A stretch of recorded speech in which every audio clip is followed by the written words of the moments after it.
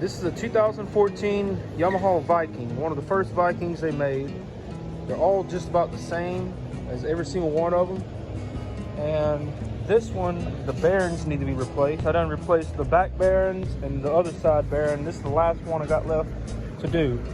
So, take the wheel off. I'm gonna show you exactly what's the trick to it.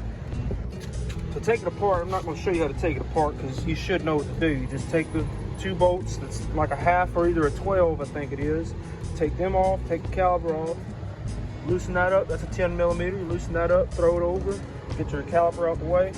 This I think is a 19 millimeter. I don't know if I'm right, but I'm guessing that's what it is.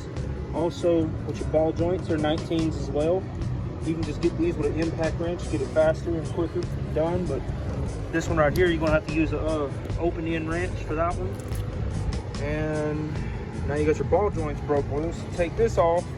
It's best to keep it in forward drive. Make sure that tire is touching the ground. See how mine's not touching, but I'm gonna lower this down to where it touch the ground and lock the brakes in and try to break this loose.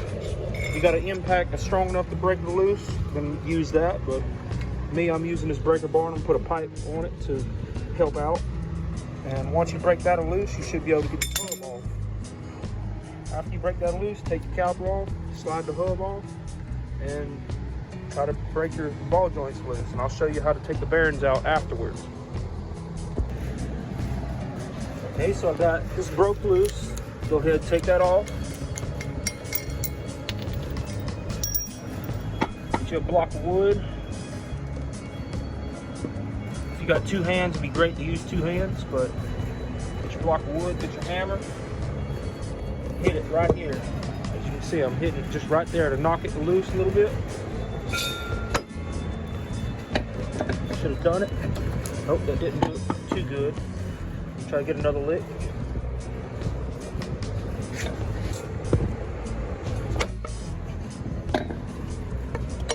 Alright.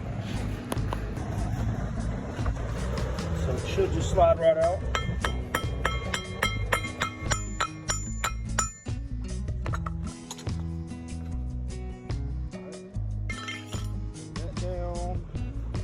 Now it's time to take the ball joints apart. Go ahead and get those with the impact and then get this one to open in. Okay, got this jack going up. Let me set it right, right in the middle. Get you some kind of piece of metal and put right there, right on the ball joint. Now go up with it.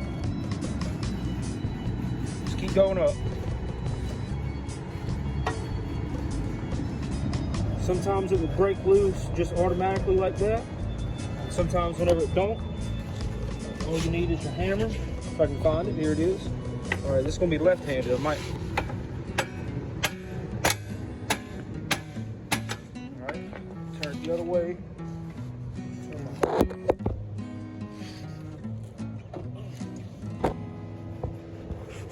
Let's come to this side.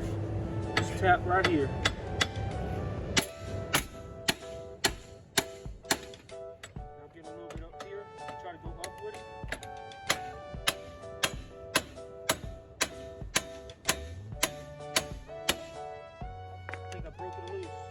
Go down with it.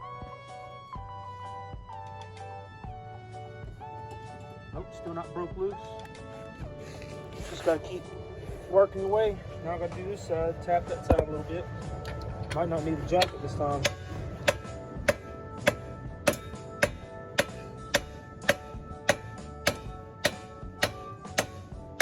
There it goes. Yep, broke loose now. Time to get the open end. That one there should be easy to come out because all you gotta do is tap from the top, try not to damage your ball joint. And this one here already came out. If not, just barely tap on the bottom. If you want, you gotta hit it hard, put a piece of wood underneath it and hit it really hard. Now luckily I was able to bend all this up and fit a socket right there, so that was a good thing. And just try not to loosen it too much or your socket gets stuck. And now that I got it broke loose, get your hammer, just tap the top.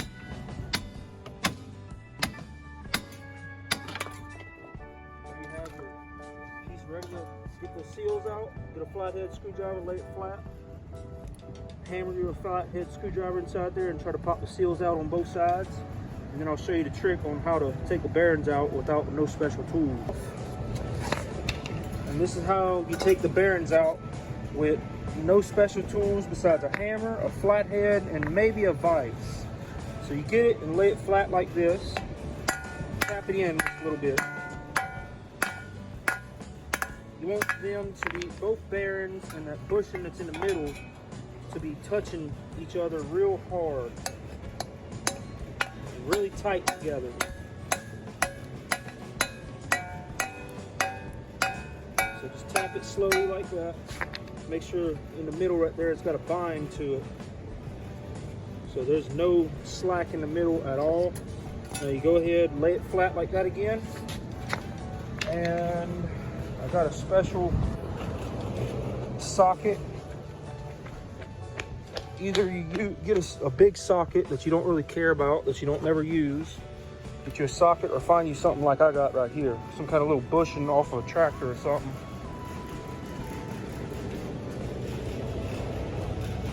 So you can use the socket by putting it like this and hit it as hard as you can, but I don't like to damage my thing, so I got this bushing. I'm gonna put it right there. I'm gonna take a really good hard hit. You need to get a very hard hit, as hard as you can, to try to knock that other one with enough pressure to knock it down as far as you possibly can. It's best to lubricate it with some WD-40 or some Marvel Mist oil or any kind of oil. That way to make it slide a little faster and easier. So you take a really big hit.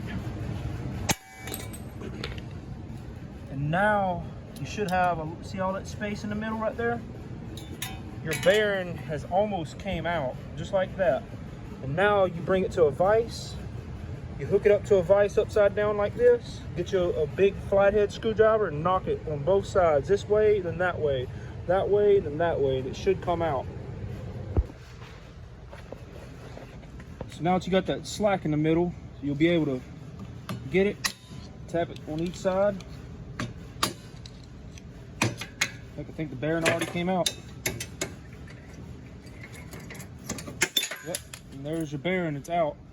And then you just set it back on this side. You can just slowly tap it with that socket.